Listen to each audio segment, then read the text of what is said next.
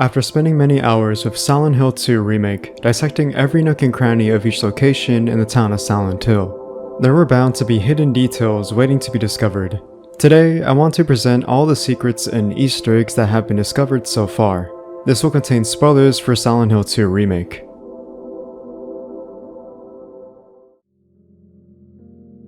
After the opening intro cinematic with James Sunderland in the restroom where he looks at himself in the mirror, becoming out of touch with reality, he finds himself reflecting on the letter he received from Mary after she passed away due to mysterious disease, yet committed to knowing how or where she is alive in the town of Silent Hill, where she is waiting for him in their special place. After the monologue, the player gets full control over James while in the parking lot of the observation deck overseeing Toluca Lake. When approaching James's car to retrieve the map, the player can get a slight glimpse at the interior of James's car. If the player were to manipulate the camera, they could look into the passenger seat to see a blanket that takes up the entire back passenger seat and outlines the body. This may seem a bit odd at first glance, but this is actually part of a previous and ongoing fan theory where players speculated that Mary's corpse was actually in the backseat all along. This is further evident when answered by Masahiro Ito, series monster designer, regarding the legitimacy of this theory.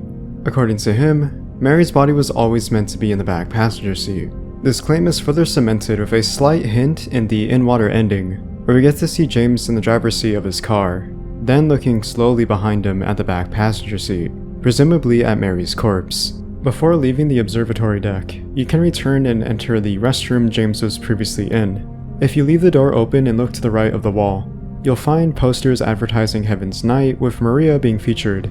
Going down the road, you'll find a large and wide metallic fence blocking off the road from being entered. If you look up at the signs, you'll find Old Silent Hill and Brahms.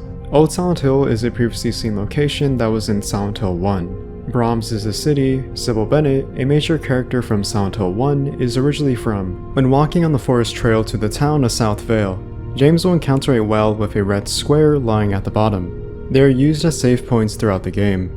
While this is a fact, what's interesting is that James comments on the feeling of, quote, someone going inside his skull to grope him. This is literally and figuratively meta-commentary, as we the player are going inside James's mind to save his progress, that is, in this context, his memories throughout the game. A detail that is crucial in James's journey of remembering his time in Silent Hill, along with his wife Mary before her death. When reaching the graveyard where we meet Angela Orozco, we get to interact with her for the first time, questioning where to follow a path that leads to the town of South Vale.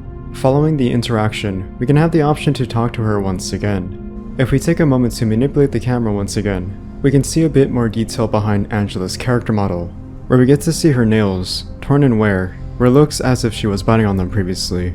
This is a small subtle detail to her character development of the trauma she received during her long years of abuse from her father, Thomas Orozco, manifested as the abstract daddy from her subconscious that is realized in the town itself. In mental health, nail biting can be a sign of anxiety or stress, as well as depression. While not confirmed, Angela presumably used this as a coping mechanism. While walking on the path to the town of South Vale, James will encounter on the path a farm called Silent Hill Ranch. Silent Hill Ranch is also a location previously seen in the original Silent Hill 2 briefly, such as here.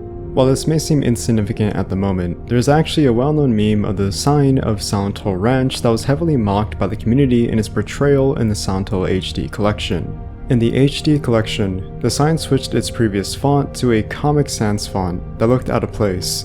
The sign would hilariously make a return in the remake, albeit well hidden inside the barn on the ranch.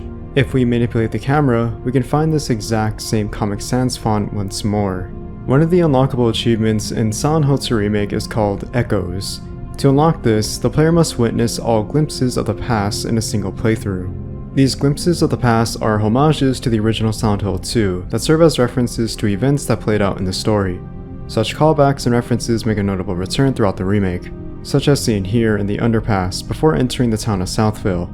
This was originally where James encountered the lying figure and received the wooden plank. Another glimpse of the past references the corpse you'd originally find at the end of Martin Street to retrieve the Woodside Apartments key. Others include the original coin puzzle found littered in debris in Blue Creek Apartments, and the original Pyramid Head boss fight in the stairwell of Blue Creek Apartments. There are approximately 26 glimpses of the past that would spark nostalgia and memories that remind us of the original, but I'll leave those for you to discover and find yourself. Continuing onwards into the town of South Vale, we can find memos of references to Silent Hill locations, lore, and history in the Silent Hill timeline. When walking up north of Neely Street, James can stumble upon a memo that details popular landmark destinations in Silent Hill. These locations are Toluca Lake, Lakeside Amusement Park, the Lighthouse, and Old Silent Hill. Lakeside Amusement Park made previous appearances in Silent Hill 1 and Silent Hill 3 during the Otherworld sequences. The Lighthouse appeared in Silent Hill 1 during the Nightmare Resort area sequence, and finally, Old Silent Hill is one of the main locations you explore in Silent Hill 1 as the playable protagonist Harry Mason. When inside Woodside Apartments, on the first floor in room 112, James could find a newspaper article that goes into heavy detail about a murder case about two unfortunate victims named Billy and Miriam Locane, murdered by the serial killer Walter Sullivan, the main antagonist of Silent Hill 4. The importance of this murder case is that it is loosely tied to Silent Hill 4, which sets up Walter Sullivan as his role in conducting the 21 Sacraments ritual, as well as the appearance of the twin victims, a monster manifested by the psyche of Walter Sullivan's memories. Further references to Silent Hill 4 could also be found in Woodside Apartments Room 102, with a very similar replication of Room 302, the apartment room in which Henry Townsend, the protagonist of Silent Hill 4, resided. It may just be a coincidence, however, but the similarities are too noticeable to dismiss. When accessing the public pool in the apartment complex, James can find a map that not only is the town of South Vale, but actually the original map itself. When exploring Nightmare Blue Creek Apartments, James will eventually come to stumble upon room 209. When entering, if you turn your volume up and listen very carefully, you can hear a whisper of words being spoken.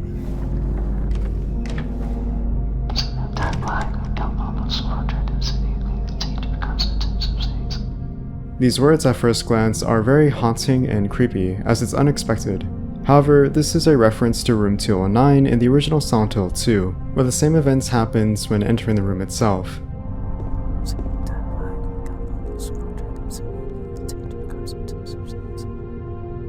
What's interesting about this whisper, however, is more so the origin of the whisper itself, as it was initially speculated by the community to have some bearing of importance.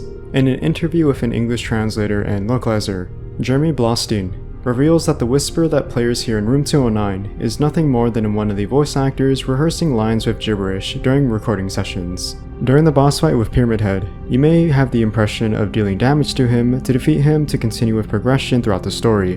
And while this is true, you technically don't have to deal any damage at all to Pyramid Head, and instead, wait out the boss fight itself as there is a time limit before the duration of the fight ends. It's about approximately 6 to 7 minutes of waiting out Pyramid Head's attacks. However, after meeting Maria at the pier in Rosewater Park, James and Maria will find Jack's Inn to retrieve a key to continue their journey through West Southvale to find Mary. During this stop, however, there are quite a few huge Easter eggs that you can find in the motel rooms. On the second floor of Jack's Inn, James can find a memo that hints at the access code for the locker safe. When returning to Maria, Maria holds out to James her classic outfit from the original Silent Hill 2. A nice little reference and joke at the expense of her fashion design, in which she asks James if she would look good in it or not. Sure. Not quite the ringing endorsement, but hey, we'll take it. If we were to continue to room 106, we could find a fedora that lies on the edge of a chair. This fedora is a reference to Douglas Cartland, a major character from Silent Hill 3, who is a private investigator tasked by the religious cult, the Order, to go and find Heather Mason, the main protagonist from Silent Hill 3. Further cementing this reference to Silent Hill 3 is James's comment about feeling uncomfortable and not safe in this room. I think we should leave. Oh, loosen up, James. It sure beats running around with those monsters out there. I'm not so sure. James confirms his suspicions when revisiting room 106 during the Night West Southvale sequence to find the Halo of the Sun, hidden behind torn wallpaper. The Halo of the Sun is the signature symbol that affiliates with the Order, reflecting the ideas of the rebirth of a god, cleansing the world of hate and in turn, giving birth to a paradise.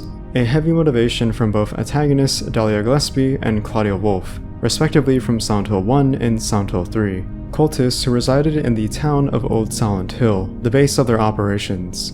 Before using the key to leave Jack's Inn, you can visit Pete's Bolorama beforehand alongside with Maria. While here, James discovers a box of open pizza that isn't finished. If you were to interact with the pizza, James makes a familiar comment. Ugh. This town's full of monsters. Who could just sit here and eat pizza?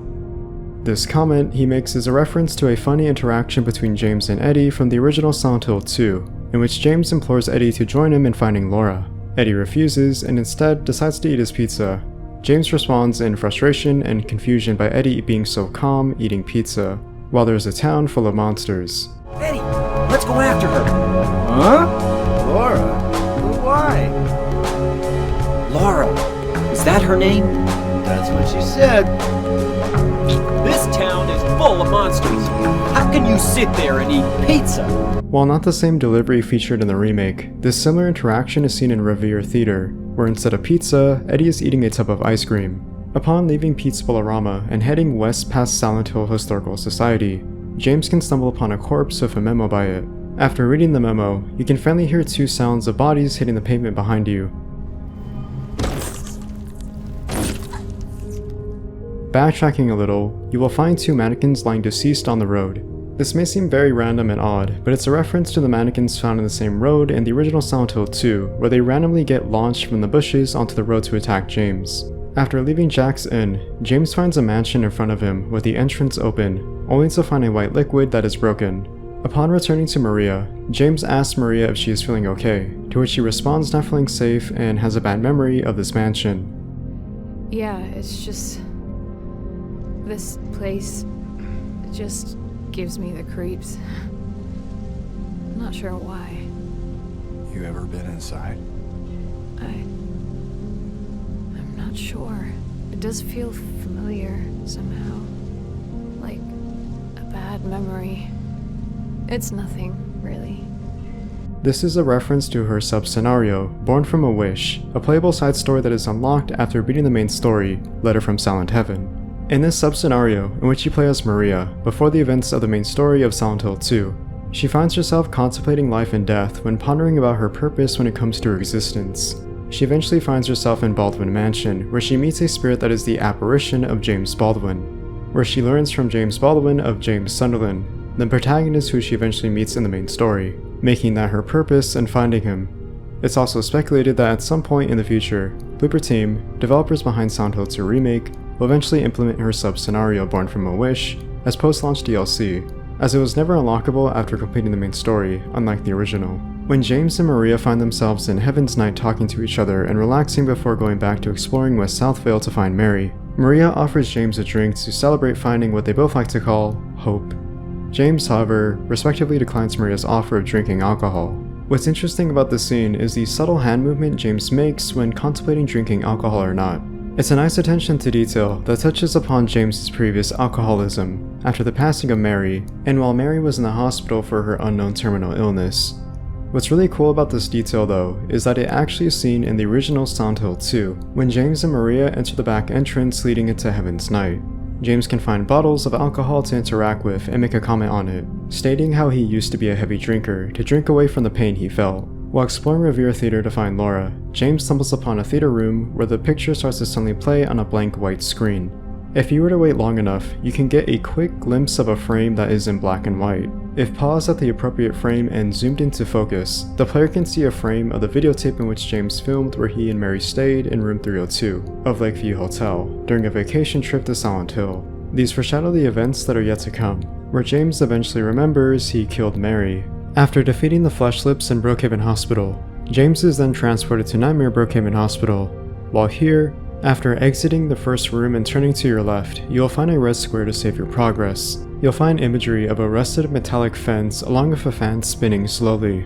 This looks similar to the same presentation of Silent Hill 1 when in Nightmare Midwich Elementary School as Harry Mason, and Silent Hill 3 in the cathedral before the final boss. However, this could just be mere coincidence. When first entering the labyrinth, James can find an abstract and disturbing hallway that is filled with limbs of mannequins that block James's path in progressing. Upon closer inspection, this could be a reference to the opening intro cinematic of the original Silent Hill 2, which also features similar imagery of the mannequins. Continuing in the labyrinth, James will find himself exploring the rotted area, where he finds a room that is filled with only an office space. It's quite the odd inclusion and questionable, to say the least, as to why such a random space is seen here in all of places. However, if we take a look at James's character profile, it reveals that James's occupation is a clerk. This is revealed in the Book of Lost Memories Silent Hill Chronicle, an official 136-page documentation of the earlier Silent Hill games before Silent Hill 4. In this documentation, we can find a page specifically about the character profiles from Silent Hill 2. At some point during the story, James eventually develops a lot of wear and tear over time when it comes to his appearance. One notable detail is his thumbs when inspecting the map of a location he is in. For example, when first arriving in Silent Hill, his thumbs will be noticeably clean. Eventually, when in the labyrinth, James's thumbs will look dirty. More of this tired appearance is also seen when James is talking to Laura after it's revealed that he killed Mary, with notable eye bags around his eyes. Before the boss fight with Eddie, you'll stumble upon a cemetery that features various gravestones. On one of these gravestones, we once again get a reference to Walter Sullivan.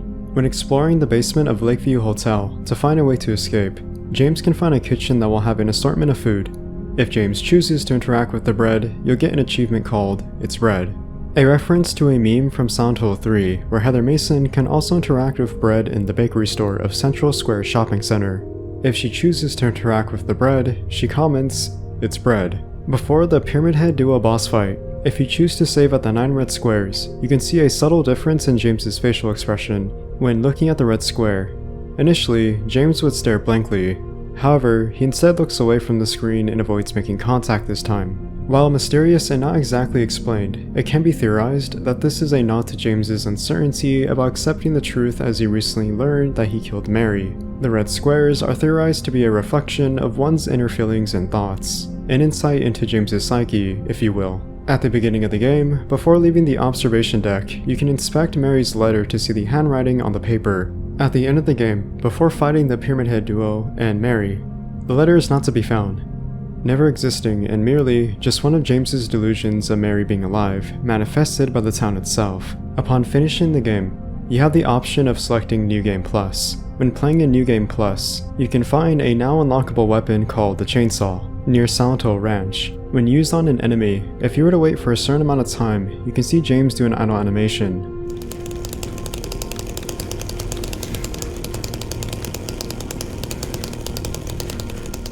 This is also a feature that is seen in the original Silent Hill 2. These are all the secrets and Easter eggs I can find so far in Silent Hill 2 Remake. I'm pretty sure I only scratched the surface, and there's far more secrets and Easter eggs that have yet to be discovered out there, but only time will tell. Anyways, that's me. Thank you for watching, please have a great day, stay safe, and goodbye.